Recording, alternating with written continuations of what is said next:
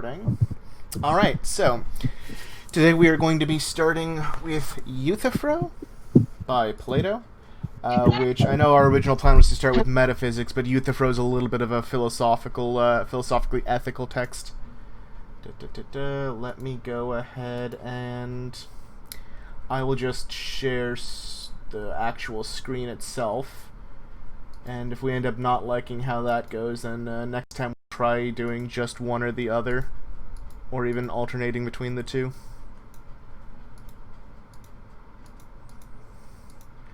Nope, that's not the correct thing. Change windows. Screens, that's my issue. Here we go. Go live. Alright, here's going to be our notes, and here's Euthyphro. Euthyphro. Why have you left the Lyceum, Socrates? And what are you doing in the porch of the King Archon? Surely you cannot be concerned in a suit before the king, like myself. Not Socrates. Not in a suit, Euthyphro. Impeachment is the word which the Athenians use. Okay, quick question. Do you guys want me to preface the names of the people speaking, or should I just go and assume that you know who's talking at the time? I'd like an explanation of who Euthyphro is. I'm familiar with Socrates. So Euthyphro is just one of many random people in Greece that is kind of like an opponent of Socrates. Not like directly an opponent, but he's just basically the subject of this Socratic discussion. Academic rival. No, not even that. So the way the dialogues work, the Platonic dialogues, or the Socratic dialogue, depending on how you want to see them, is it's usually Socrates and one other person discussing something where someone says this is their belief, and then Socrates picks at their belief and forces them to reevaluate their position, and then he picks at that and forces them to reevaluate their position, so on and so forth. He basically does not let you believe what you think you believe. So gaslighting? They call him the Gadfly. He does not gaslighting is a significantly different thing. Gaslighting is when you lie to someone and make them think reality is different. What he does is when you tell him what you believe, like your system of morality or ethics or like your views of the world, he points out problems or contradictions among them and forces you to reevaluate your position. It's a tactic which I'm particularly fond of, not only in discussing with others, but also in reevaluating my own personal beliefs. Mm-hmm. If I can find a contradiction in my beliefs, if I believe something and then I say, this belief implies this other belief, but I can't possibly believe that. That implies that there must be something in my belief system which I need to examine further. Right, there might be something wrong. Yeah. That's what they call the Socratic method, where basically it's statement, pick it apart. Statement, pick it apart. That's how a lot of colleges and universities do more liberal arts type of stuff, where the teacher will assign a reading, and then they'll come to class and be like, okay, so when what did you think of this part of the reading? When they said this, what did you think he meant? And then students would give their opinion, and then the teacher would give a response to that, and would force the kids to rethink it, etc., going back and forth. So for whenever we're doing Plato, expect that sort of thing, generally speaking. One of the ones we're going to be reading is kind of unique. The Apology is one of the few Platonic Socratic texts that is not a dialogue. It is a monologue that takes place before an audience which he's implied to be interacting with. So there are other people there, but the text does not actually include them. It just includes Socrates responding to them. But there are very few like that. Generally speaking, it's at least Socrates and one other person. So, on the topic of this Euthyphro, yes, or Euthyphro, is he being sarcastic here when he says, and what are you doing on the porch of King Archon? Surely you cannot be concerned in a suit before the king like myself? Because if he's an adversary of Socrates, based on he's not an adversary of Socrates. So when I said he's like an opponent, or what I mean is he's the counterpart to Socrates in this dialogue. Okay. They're actually friends, I believe. Either they're friends, or more likely, I think Euthyphro is one of his many followers, like Plato. So, like a like a colleague. A colleague or a student, something like that. Okay. I don't know. I don't necessarily know if I'd say colleague. He didn't really have colleagues. He had rivals. He had sophists that he did not particularly like. But he basically taught his own thing. There were people of different schools of thoughts that he would often challenge, and then he also had friends and disciples, basically. So this is either a friend or a disciple. I'm not entirely certain of the historical background of Euthyphro, but I know that they're on good terms, generally speaking. So Euthyphro is actually quite surprised to hear that Socrates is going to trial right now. Cool. All right. Any other questions? Nope. Okay. Not in a suit, Euthyphro. Impeachment is the word in which the Athenians use. Euthyphro. What? I suppose that someone has been prosecuting you, for I cannot believe that you are the prosecutor of another. Socrates. Certainly not. Euthyphro. Then someone else has been prosecuting you. Socrates. Yes. Euthyphro. And who is he? Soc. A young man who is little known, Euthyphro, and I hardly know him. His name is Meletus, and he is of the deme of Pithys. Perhaps you may remember his appearance. He has a beak and long straight hair, and a beard which is ill-grown. Youth. No, I do not remember him, Socrates, but what is the charge which he brings against you? Soc. What is the charge? Well, a very serious charge which shows a good deal of character in the young man, and for which he is certainly not to be despised. He says he knows how the youth are corrupted and who are their corruptors. I fancy that he must be a wise man, and seeing that I am the reverse of a wise man, he has found me out. That's the reference to the very common Socratic saying is, the only thing that I know is that I know nothing, or something thereabouts.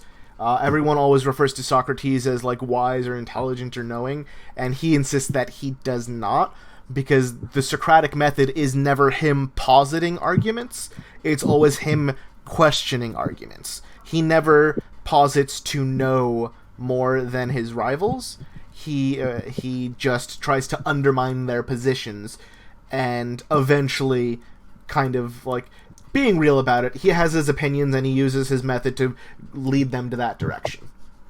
But the way that they're laid out is Socrates never really presents his opinion directly. He merely picks yours apart until you find a different opinion. So that's what he means when he says, seeing that I'm the reverse of a wise man. He has found me out, and is going to accuse me of corrupting his young friends.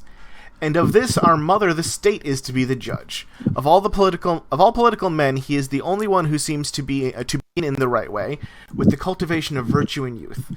A good husband, like a good husbandman, he makes the young shoots his first care, and clears away us who are the destroyers of them. This is only the first step. He will afterwards attend to the elder branches, and, if he goes on as he begun, he will be a very great public benefactor. Youth. I hope that he may, but I rather fear, Socrates, that the opposite will turn out to be the truth. My opinion is that, in attacking you, he is simply aiming a blow at the foundation of the state. But in what way does he say that you corrupt the youth? Soc. He brings a wonderful accusation against me, which at first hearing excites surprise. He says that I am a poet or maker of gods, and that I invent new gods and deny the existence of old ones. This is the grounds of his indictment. Youth. I understand, Socrates. He means to attack you about the familiar sign which occasionally, as you say, comes to you. He thinks that you're a neologian, and he is going to have you up before the court for this. He knows that such a charge is readily received by the world, as I myself know too well. For when I speak in the assembly about divine things and foretell the future of them, they laugh at me and think me a madman. Yet every word I say is true. But they are jealous of us all, and we must be brave and go at them. Soc. Their laughter, friend Euthyphro, is not a matter of much consequence. For a man may be thought wise, but the Athenians, I suspect, do not have much trouble themselves about him until he begins to impact his wisdom to others. And then, for some reason or other, perhaps, as you say, from jealousy, they are angry. Youth. I am never likely to try their temper in this way. Soc. I dare not, for you are reserved in your behavior, and seldom impart your wisdom.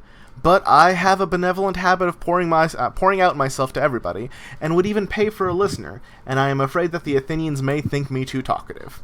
Now, if, as I was saying, they would only laugh at me, as you say they laugh at you, the time might pass gaily enough in court. But perhaps they may be in earnest, and then what the end will be, you soothsayers can only predict. Youth, I dare say the affair will end in nothing, Socrates, and that you will win your cause, and I think I shall win my own.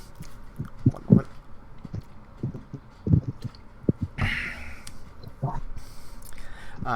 Soc, and what is your suit, Euthyphro?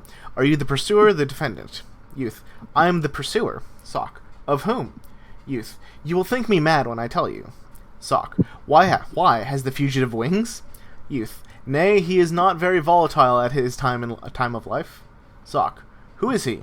Youth, my father. Soc, your father, my good man? Youth, yes. Soc, and what is he accused of? Youth, of murder, Socrates. Soc, by the powers, Euthyphro, how little does the common herd know of the nature of right and truth.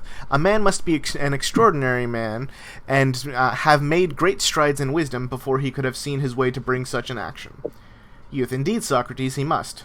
Soc, I suppose that the man whom your father murdered was one of your relatives. Clearly he was, for if he had been a stranger, you would never have thought of prosecuting him.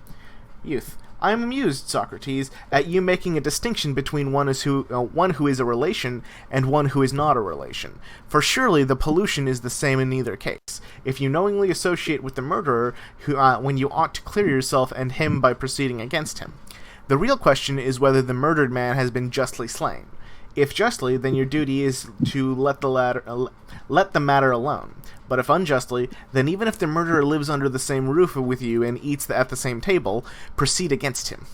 Now, the man who is dead was a poor dependent of mine who worked for us as a field laborer on our farm in Naxos.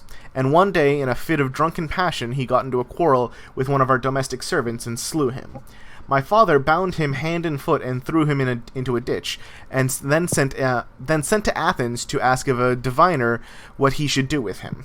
Meanwhile, he never attended to him, and took no care of him, for he regarded him as a murderer, and thought that no great harm would be even done if he did die. Now, this was just what happened. For such was the effect of cold and hunger and chains upon him, that before the messenger returned from the diviner, he was dead. And my father and family are angry with me for taking the part of the murderer in prosecuting my father. They say that he did not kill him, and that if he did, dead man was but a murderer, and I ought not to take any notice, for that a son is impious who prosecutes his father. Which shows, Socrates, how little they know what the gods think about piety and impiety. Good heavens, Euthyphro! And is your knowledge of religion and of things pious and impious so very exact that, supposing the circumstances to be as you state them, you are not afraid lest you too may be doing an impious thing and bringing an action against your father? The best of Euthyphro, and that which distinguishes him, Socrates, from other men, is his exact knowledge of all such matters. What should I be good for without it? Rare friend, I think that I cannot do better than be your disciple. Then before the trial with Meletus comes on, I shall challenge him, and say that I have always had a great interest in religious questions, and now, as he charges me with rash imaginations and innovations of religion, I have become your disciple. You, Meletus, as I shall say to him, acknowledge Euthyphro to be a great theologian and sound in his opinions, and if you approve of him, you ought to approve of me, and not have me into court. But if you disapprove, you should begin by indicting him who is my teacher, and who will be the ruin not of the young but of the old, that is to say, of myself whom he instructs, and of his old father whom he admonishes and chastises. And if Meletus refuses to listen to me, but will go on, and will not shift the indictment from me to you, I cannot do better than repeat this challenge in the court. Yes, indeed, Socrates, and if he attempts to indict me, I am mistaken if I do not find a flaw in him. The court shall have a great deal more to say to him than to me. And I, my dear friend, knowing this, am desirous of becoming your disciple. For I observe that no one appears to notice you, not even this Miletus, but his sharp eyes have found me out at once, and he indicted me for impiety. And therefore I adjure you to tell me the nature of piety and impiety, which you say you know so well, of murder and other offenses against the gods. What are they? Is not piety in every action always the same? And impiety, again, is it not always the opposite of piety, and also the same with itself, having as impiety one notion which includes whatever is impious? To be sure, Socrates. And what is impiety, and what is piety? Piety is doing as I am doing, that is to say, prosecuting anyone who is guilty of murder, sacrilege, or of any similar crime, whether he be your father or mother or whoever he may be. That makes no difference, and not to prosecute them is impiety. And please consider, Socrates, what a notable proof I will give you of the truth of my words, a proof which is already given to others. Of principle, I mean, that the impious, whoever he may be, ought not to go unpunished. For do not men regard Zeus as the best and most righteous of the gods, and yet admit that he bound his father, Cronos, because he wickedly devoured his sons, and that he too had to be punished by his own father, Uranus, for a similar reason in a nameless manner. And yet when I proceed against my father, they are angry with me. So inconsistent are they in their way of talking when the gods are concerned, and when I am concerned. May not this reason, Euthyphro, why I am charged with impiety, that I cannot away with these stories about the gods, and therefore I suppose that people think me wrong. But as you who are well informed about them approve of them, I cannot do better than assent to your superior wisdom. What else can I say, confessing as I do that I know nothing about them? Tell me, for the love of Zeus, whether you really believe that they are true. Yes, Socrates, and things more wonderful still, of which the world is in ignorance. Alright, I'm gonna hop over to notes real quick, and I'm just gonna jot down Euthyphro's position is currently piety versus impiety. Piety. How would y'all define piety as he said so far?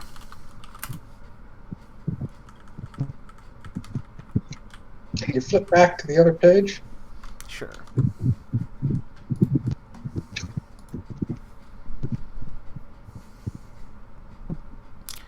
If you're looking for the piety seems like a taboo of like going against someone who's related to you, like going against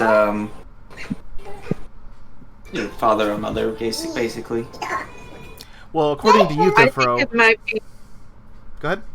It sounds to me like he's saying piety is to pursue justice irregardless of your relation to the criminal or accused. Oh wait, was I thinking impiety? You might have been thinking impiety. They're very similar.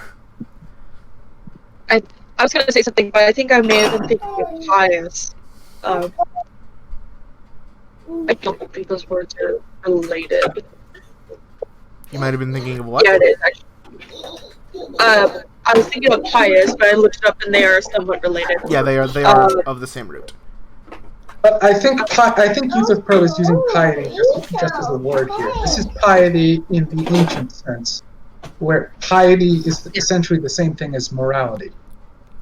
Sure. Yeah, I was going to say, I think he means piety versus, like, in the morality kind of sense, like, I am better than you, or for so-and-so thing. So broadly, we can say, piety is morality or ethics, I'll say. But more specifically here, piety is pursuit of justice against criminals regardless of all else. Does that seem like a fair definition? Because that's what he's talking about right now, that his piety is bringing a charge against his father and not adjusting some random criminal. Yeah, not refusing to basically let me actually clip this a bit more so that the margins aren't in it as much. I feel like specifically the regardless of all else could be narrowed a little further to say he's saying piety is pursuit of injustice against criminals in an impartial manner. Good. That's a good wording. So, impartially. justice against criminals impartially. That's, I'd say, much more accurate than the previous wording we had. So, Yeah. let's go ahead and continue for now. Yes, Socrates, and things more wonderful still of which the world is in ignorance. And do you really believe that the gods fought with one another and had dire quarrels, battles, and the like, as poets say, and as you see represented in the works of great artists? And the temples are full of them, and notably the robe of Athene, which is carried up to the Acropolis at the great Panacea, is embroidered with them. Are all these tales of the gods true, Euthyphro? Yes, Socrates, and as I was saying, I can tell you, if you would like to hear them, many other things about the gods which would quite amaze you. I dare say, and you shall tell me them at some other time when I have leisure. But just at present, I would rather hear from you a more precise answer, which you have not as of yet given, my friend, to the question, what is piety? When asked, you only replied, doing as you do, charging your father with murder. And what I said was true, Socrates. No doubt, Euthyphro, but you would admit that there are many other pious acts. There are. Remember that I did not ask you to give me 2 or 3 examples of piety, but to explain the general idea which makes all pious things to be pious. Do you not recollect that there was one idea that made the impious impious, and the pious pious? I remember. Tell me, what is the nature of this idea, and then I shall have standard to which I may look, and by which I may measure actions, whether of yours or those of anyone else, and then I shall be able to say that such and such action is pious, such another impious. I will tell you, if you like. I should very much like. Piety, then, is that which is dear to the gods, and impiety is that which is not dear to them. Very good, Euthyphro. Alright, so let's go ahead and run back to our notes real quick. So, Euthyphro, specific idea of piety. Piety, impiety. That, what was his wording? An affront to the gods, or something along those lines. It's basically a statement of divine command theory. Dear to the gods. Yeah. Yeah. Piety is what the gods like. Impiety is what the gods condemn. What the gods like. Dear versus what they do not like. But this could also probably be linked to the morality based on religious beliefs instead of morality for the sake of morality. Sure, but there's not necessarily an issue with religious morality. It's just how you want to consider morality. For example, you have to remember, most religious people believe that morality is such a complicated thing that is, in fact, instructed by God. And so our best bet is to just go with what is told to us by God or the gods, because it is far beyond our understanding. For example, I don't claim to know or understand something like the specifics of climate change very much. That's not my forte by any stretch. But that being said, regardless of my personal knowledge of climate change, I'm going to defer to the experts on climate change, people that do know about this.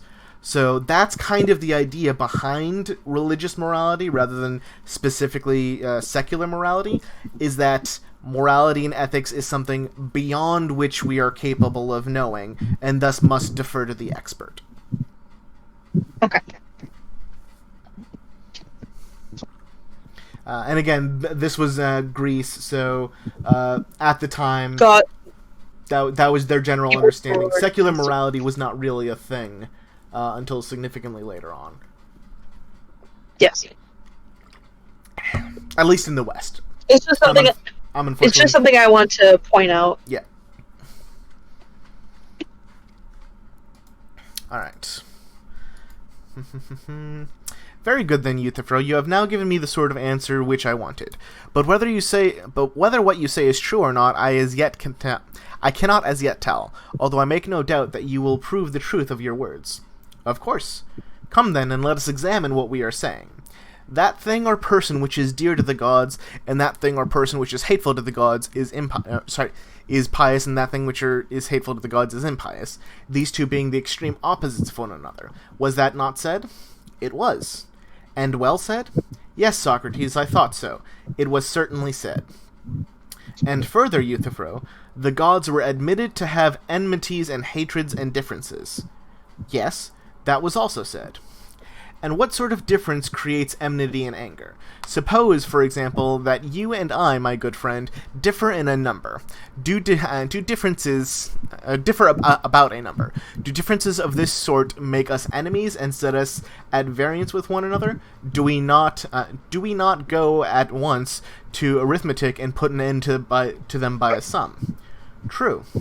Or suppose that we differ about magnitudes. Do we not quickly end the difference by measuring? Very true. And we end a controversy about heavy and light by resorting to a weighing machine. To be sure. But what difference are there which cannot thus be thus decided, and which therefore make us angry and set us at enmity with one another? I dare say that the answer does not occur to you at the moment, and therefore I will suggest that these enmities arise when the matters of difference are the just and unjust, good and evil, honorable and dishonorable. Are not these the points about which men differ, and about which, when we are unable satisfactorily to decide our differences, you and I and all of us quarrel, when we do quarrel? Yes, Socrates, the nature of the difference about you which we quarrel is such as you describe. And quarrels of the gods, noble Euthyphro, when they occur, are of a like nature? Certainly they are. They have differences of opinion, as you say, about good and evil, just and unjust, honorable and dishonorable. There would have been no quarrels among them if there had been no such differences. Would there now? You are quite right. So, what we're seeing here, what Socrates is saying... Does anyone want to go ahead and try and guess what we're about to run into in the nearby text? The sort of argument he's going to try and make?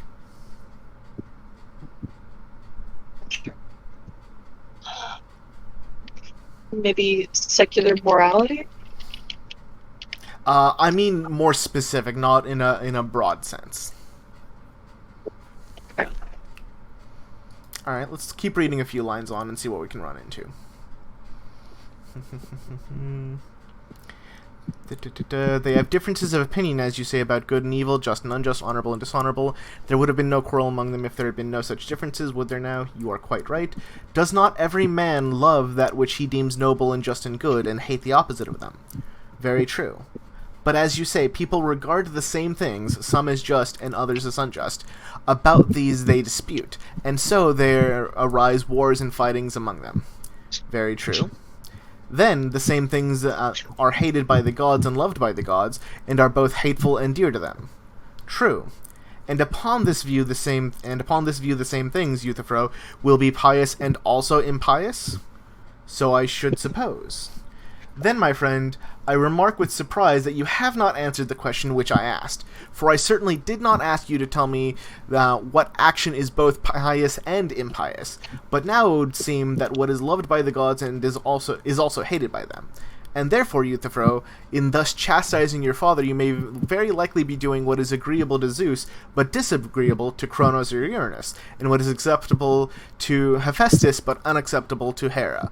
And there may be other gods who have similar differences of opinion. But I believe, Socrates, that all gods would agree as to the propriety of punishing a murderer. There would be no difference of opinion about that. Well, but speaking of men, Euthyphro, did you ever hear anyone arguing that a murderer or any sort of evildoer ought to be let off? I should rather say that there are questions which they are always arguing, especially in the courts of law. They commit all sorts of crimes, and there is nothing which they will not do or say in their own defense. But do they admit their guilt, Euthyphro, and yet say that they ought not be punished? No, they do not. Then there are some things which they do not venture to say and do, for they do not venture to argue that the guilty are to be unpunished, but they deny their guilt, do they not? So, basically what he's saying here at the moment is that Gods differ in opinion. yeah. So there are different opinions. Like someone that goes to court and says, "Yes, I killed this man, but I did so for these reasons." So, for example, generally we would say that murder is wrong, but we would consider murder in self-defense to be justifiable, right? That's at least a common opinion, whether or not we in particular hold that. So that's the sort of thing he's talking about, where just because in this person's opinion this action is pious, this person might think it's impious. People do not go to court saying that I have done wrong but ought not be punished because my differing opinion. They go to court saying that I did not do wrong despite doing this thing that some people consider wrong. Let's see. Then there are some things which... Then they do not argue that the evildoer should not be punished, but they argue about the fact of who the evildoer is, and what he did and when. True. And the gods are in the same case if, as you assert, they quarrel about just and unjust, and some of them, while others deny that injustice is done among them, for surely neither god nor man will ever venture to say that the doer of justice is not to be punished. That is true, Socrates, in the main. But they join issue about the particulars, gods and men alike, and, if they dispute at all, they dispute about some act which is called in question, and which by some is affirmed to be just, by others to be unjust. Is not that true? Quite true.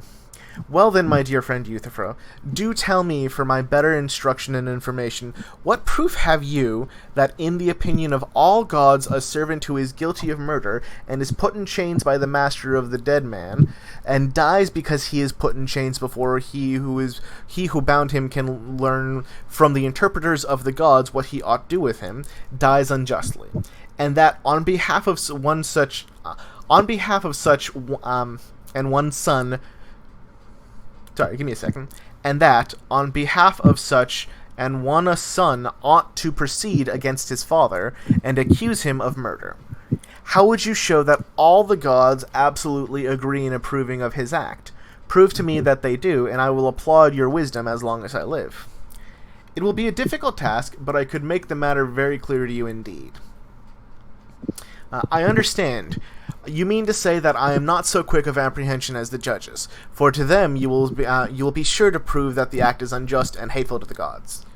Yes, indeed, Socrates, at least if they will listen to me. But they will be sure to listen if they find that you are a good speaker. There was a notion that came into my mind while you were speaking. I said to myself, well, and what if Euthyphro does prove to me that all the gods regarded the death of the serf as unjust? How do I know anything more of the nature of piety and impiety?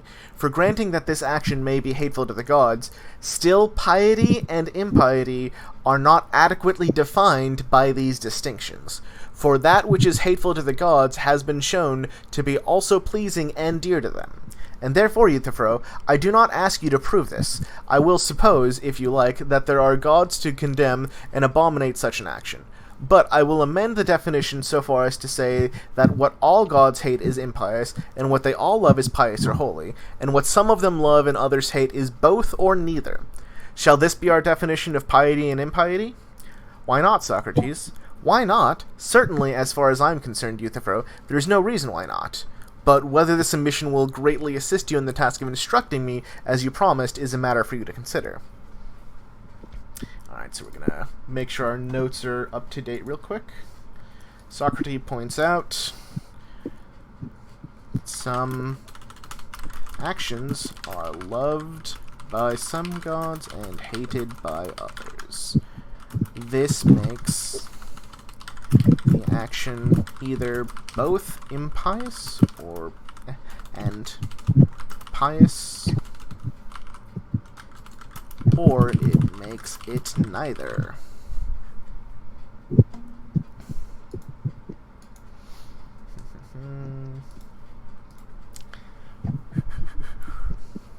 Let's see. Yes, I should say that which all the gods love is pious and holy, and the opposite which they hate, all hate, impious. Ought we inquire into the truth of this, Euthyphro, or simply accept the mere statement on our own authority and that of others? What do you say? We should inquire, and I believe that the statement will stand the test of inquiry. We shall know better, my good friend, in a little while. The point which I should first wish to understand is whether the pious or holy is beloved by the gods because it is holy, or holy because it is beloved by the gods. I do not understand your meaning, Socrates. I will endeavor to explain. We speak of carrying and we speak of being carried, of leading and being led, and seeing and being seen. You know that in all such cases there is a difference, and you know also in what the difference lies. I think I understand. And is not that which is beloved distinct from that which loves? Certainly. Well, and now tell me, is that which is carried in the state of carrying because it is carried, or for some other reason? No, that is the reason. And is that the same true of what is led and what is seen? True. And a thing is not seen because it is visible, but conversely, visible because it is seen. Nor is a thing led because it is in the state of being led, or carried because it is in the state of being carried, but the converse of this. And now I think, Euthyphro, that my meaning will be intelligible, and my meaning is that the state of any action or passion implies the previous action or passion. It does not become because it is becoming, but is in a state of becoming because it becomes. Neither does it suffer because it is in a state of suffering, but it is in a state of suffering because it suffers. Do you not agree? Is everyone on board with what Socrates is saying here? Does that make clear sense? I was, and then his examples sort of lost me. If I understand him, it sounds to me, it sounds to me like he's actually talking about two different things in this dialogue. First off, he was discussing the fact that they'd gotten off topic and were no longer discussing the essential qualities of piety or morality, but rather one specific instance of morality, piety or morality again. I believe at all points Socrates wanted to know of the essential quality of piety and impiety, and that's why he was poking apart the particular one example that was given to him. He did say that I did not ask for 2 or 3 examples of what is pious and impious. Right. At any rate, now he's poking holes in the idea that piety is defined by divine will. He already did that with his whole the gods can disagree, but he's also pointing out the contradiction. Is morality defined by what God likes, or is God bound to only like what is moral? Yeah, I would say that's a bit of a decent way of explaining it. I will say, as far as the contradiction goes, Socrates was willing to accept that which is loved and hated by different gods is either both or neither pious and impious. So he does not necessarily see that as a contradiction at the moment. He's willing to take that. He said he will come back to that, but he's willing to accept that for the time being. But now, as you say, he's asking, because our friend Euthyphro said that which is pious is that which is loved by the gods. And Socrates is asking, well, is it pious because the gods love it? Or do the gods love it because it is pious? So, for example, something is being carried because I am carrying it. I am not carrying it because it's being carried. Like, the state of being carried does not preempt me carrying it. It becomes carried when I carry it. So, at what point does an action become pious? Is it when the gods love it? Or is it already pious and then the gods love it because it's pious? That's kind of where he is right now. So we'll go ahead and stick that in our notes as well. Is something pious because gods love it? Or do gods love it because it's pious? So basically he's asking for... It's kind of a chicken and the egg argument, right? He wants to know what the source of piety is. Are gods the source of piety, or is there an external quality that makes the easiest way of determining what is pious and impious just the metric that the gods love it? Everyone on board with that? Yep. Yeah. All right.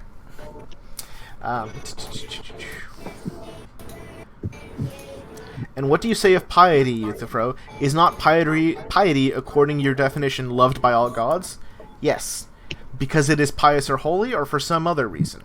No, that is the reason. It is loved because it is holy, not holy because it is loved. Yes. And that which is dear to the gods is loved by them, and in the state to be loved of them, because it is loved of them. Certainly. Then that which is dear to the gods, Euthyphro, is not holy, nor is that which is holy loved of the gods, as you affirm. But they are two different things. How do you mean, Socrates? I mean to say that the holy has been acknowledged by us to be loved of the gods because it is holy, not to be holy because it is loved. Yes. But that which is dear to the gods is dear to them because it is loved by them, not loved by them because it is dear to them. True. But, friend Euthyphro, if that which is holy is the same as with that which is dear to God, and is loved because it is holy, then that which is dear to God would have been loved as being dear to God. But if that which is dear to God is dear to him because loved by him, then that which is holy would have been holy because loved by him. But now you see that the reverse is the case, and that they are quite different from one another. For one, Theophiles is of a kind to be loved because it is loved, and the other, Osion, is loved because it is of a kind to be loved. Thus you appear to me, Euthyphro, when I ask you what is the essence of holiness, to offer an attribute only, and not the essence, the attribute of being loved by all the gods. But you still refuse to explain to me the nature of holiness. And therefore, if you please, I will ask you not to hide your treasure, but to tell me once more what holiness or piety really is, whether dear to the gods or not, for that is a matter about which we will not quarrel, and what is impiety. I really do not know, Socrates, how to express what I mean, for somehow or other our arguments, on whatever ground we rest them, seem to turn round and walk away from us. Your words, Euthyphro, are like the handiwork of my ancestor Daedalus. So Daedalus, I believe, was the myth of the man who basically made a moving statue. And if I were the sayer of propounder of them, you might say that my arguments walk away, and will not remain fixed where they are placed, because I am the descendant of his. But now, since these notions are your own, you must find some other guide, for they certainly, as you yourself allow, show an inclination to be on the move. Nay, Socrates, I shall still say that you are the Daedalus who sets my arguments in motion. Not I, certainly, but you make them move or go around, for they would never have stirred as far as I'm concerned. Then I must be greater Daedalus, for whereas he only made his own inventions to move, I move those of other people as well. And the beauty of it is that I would rather not, for I would give the wisdom of Daedalus and the wealth of Tantalus to be able to detain them and guide them fixed, and keep them fixed. But enough of this. As I perceive that you are lazy, I will myself endeavor to show you how you might instruct me in the nature of piety, and I hope that you will not grudge your labor. Tell me then, is it not that which is pious necessarily just? Yes. And is then all which is just pious, or is that which is pious all just, but which is just only in part and not all pious? I do not understand you, Socrates. And yet I know that you are much wiser than I am as you are younger.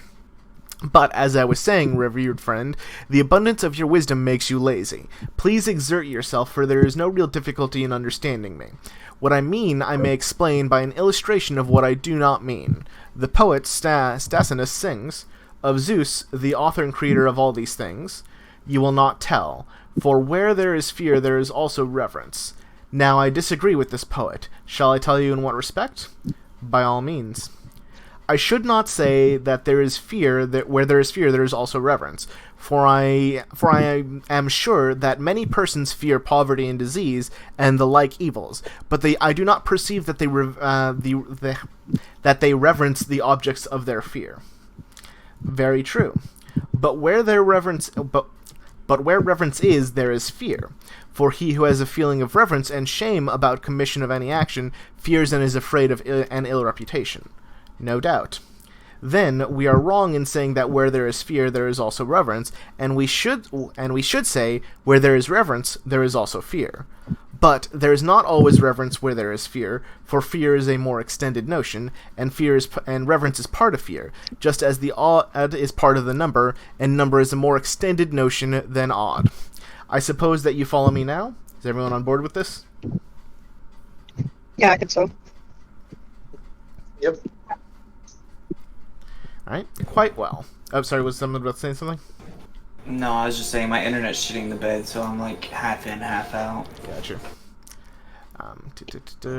Quite well. That was the sort of question which I meant to raise when I asked whether the just is always pious or the pious is always just, and whether there may not be justice where there is not piety. For justice is the more extended notion of piety, which is only a part. Do you dissent? So let's hop over to our notes real quick.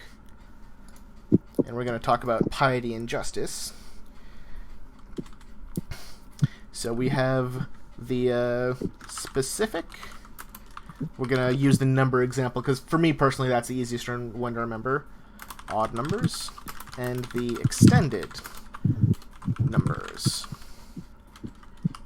is piety specifically a part of the extended justice, or is justice specifically a part of the extended piety? So that's what we're trying to figure out now. Which one is inside the other?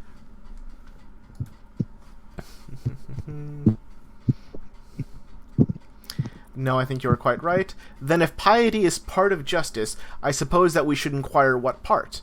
If you had pursued the inquiry in the previous case, for instance, if you had asked me what is an even number and what part of number is the even is, I should have had no difficulty in replying. A number which represents a figure having two equal sides. Do you not agree? Yes, I quite agree. In like manner, I want to tell you in what part of justice is piety or holiness, that I may be able to tell Meletus not to do me injustice or indict me for impiety, as I am now adequately instructed by you in the nature of piety or holiness and their opposites. Piety or holiness, Socrates, appears to me to be that part of justice which attends to the gods, as there is the other part of justice which attends to man. Alright, so we're going to say that justice is the extended part. Piety is justice pertaining to gods. Let me make sure I'm getting this right.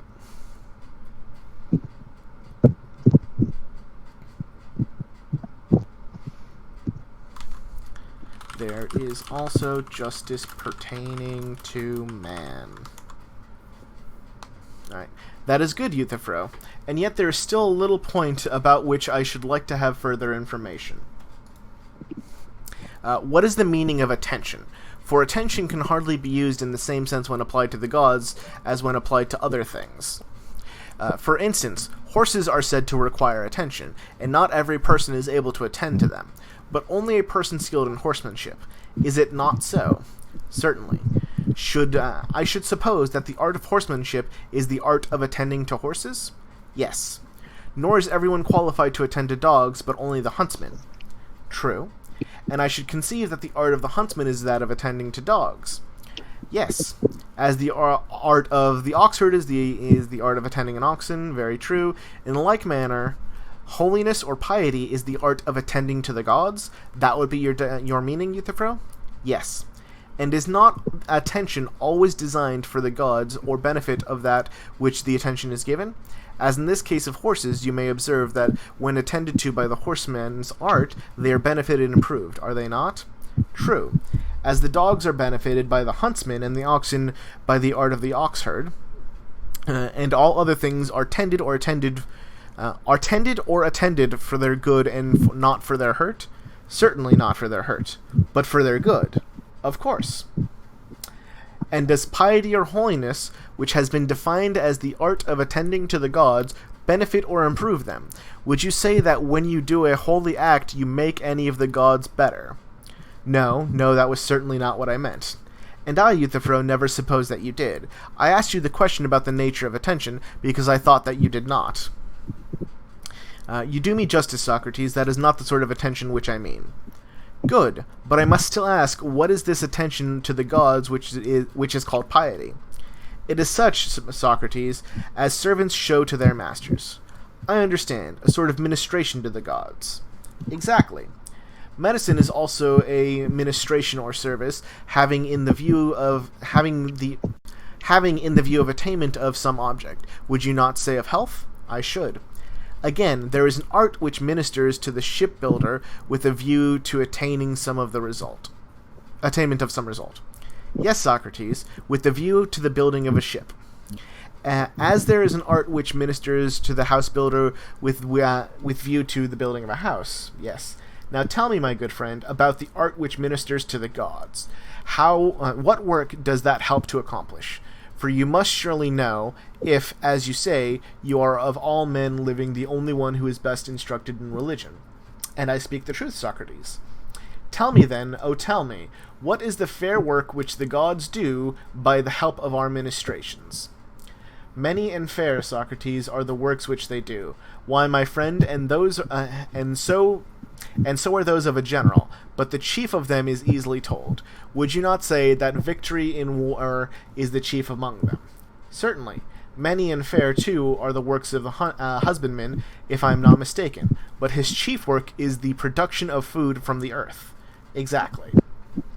And of the many and fair things done by the gods, which is the chief or principal one? I have told you already, Socrates, that to learn all of these things accurately will be very tiresome. Let me simply say that piety or holiness is learning how to please the gods in word and deed by prayer and sacrifices. Such piety is the salvation of families and states, just as the impious, which is unpleasing to the gods, is their ruin and destruction. I think you could have answered in much fewer words the chief question which I asked, Euthyphro, if you had chosen. But I plainly see that you are not disposed to instruct me, dearly not. Else why, when we reached the point, did you turn aside? Had you only answered me, I should have truly learned of you by this time the nature of piety. Now, as the asker of a question is necessarily dependent on the answerer, whither he leads I must follow, and can only ask again, what is pious and what is piety? Do you mean that they are a sort of science of praying and sacrificing? Yes, I do. And sacrificing is giving to the gods, and prayer is asking of the gods. Yes, Socrates. Upon this view, then piety is the science of asking and giving? You understand me capitally, Socrates.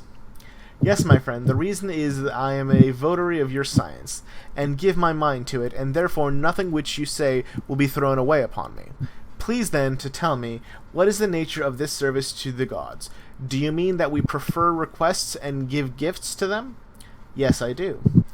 Is not the right way of asking to ask of them what we want? Certainly. And the right way of giving is to give them in return what they want of us. There would be no in an art which gives to anyone that which he does not want. Very true, Socrates. Then piety, Euthyphro, is an art which gods and men have of doing business with one another. That is an expression which you may use if you like. But I have no particular liking for anything but the truth. I wish, however, that you would tell me what benefits accrues to the gods from our gifts. There is no doubt about what they give us, for there is no good thing which they do not give. But how we can give any good thing to them in return is far from being equally clear. If they give everything and we give nothing, that must be an affair of business in which we have greatly the advantage of them. And do you imagine, Socrates, that any benefit accrues to the gods from our gifts? But if not, Euthyphro, what is the meaning of gifts which are conferred by us upon the gods? What else but tributes of honor? And, as I was just now saying, what pleases them? Piety, then, is pleasing the gods, but not beneficial or dear to them? I should say that nothing could be dearer. Then once more the assertion is repeated that piety is dear to the gods. Certainly. And when you say this, can you wonder at your words not standing firm but walking away?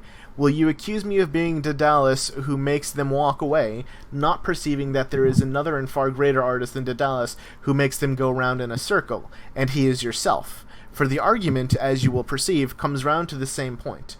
Were we not saying that the holy or pious was not the same with that which is loved of the gods? Have you forgotten? I quite remember. And are you not saying that what is loved of the gods is holy, and is not this the same as which is dear to them? Do you see? True. Then either we were wrong in the former assertion, or if we were right then, we are wrong now. One of the two must be true. Then we must begin and ask again, what is piety? That is an inquiry which I shall never be weary of pursuing as far as in me lies, and I entreat you not to scorn me, but to apply your mind to the utmost and tell me the truth. For if any man knows, you are he, and therefore I must detain you, like Proteus, until you tell. If you had not certainly known the nature of piety and impiety, I am confident that you would never, on behalf of a serf, have charged your aged father with murder. You would not have run such a risk of doing wrong in the sight of the gods, and you would have had too much respect for the opinions of men. I am sure, therefore, that you know the nature of piety and impiety. Speak out, then, my dear Euthyphro, and do not hide your knowledge. Another time, Socrates, for I am in a hurry and must go now. Alas, my companion, and will you leave me in despair? I was hoping that you would instruct me in the nature of piety and impiety, and that I might have cleared myself of Miletus and his indictment. I would have told him that I had been enlightened by Euthyphro, and had given up rash innovations and speculations, in which I indulged only through ignorance, and that now I am about to lead a better life. That seems to be the end of Euthyphro. So it seems, Euthyphro might not have quite the opinion of piety that he thinks he does. So what are our thoughts on this dialogue?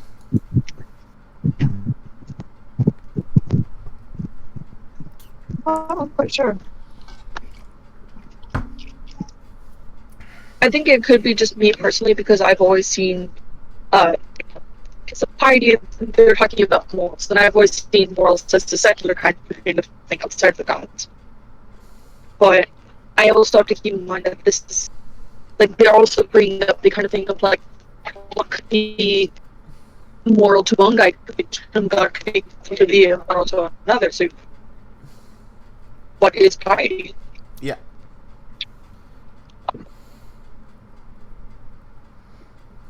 So piety does not necessarily need to be morality if we're having trouble with that. We can just look at this as strictly a logical exercise. Piety is clearly their sort of morality, but the idea of piety either being that which is loved by the gods or that which gods love, depending on how you look at it, is what Socrates was trying to get to the bottom of, which Euthyphro did not seem to manage, at least as far as I could tell. Yeah.